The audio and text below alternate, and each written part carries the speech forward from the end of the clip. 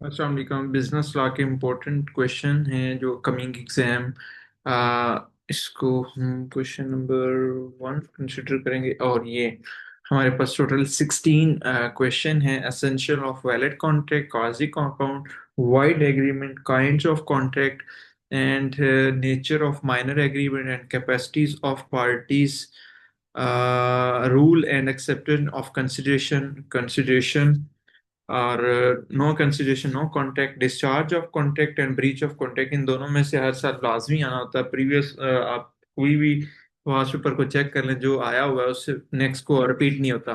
Rights and duty of bailor and bailee है। Rights and unpaid seller है। Essential of contract of sale है। Difference between sale and agreement of sale है। Liability of railway as a carrier, rights, duties, liability of common carrier, difference between promissory note, bill of exchange and check, National Industrial Commission, its function and process। ये जो है ये 16 question law के important हैं for exam.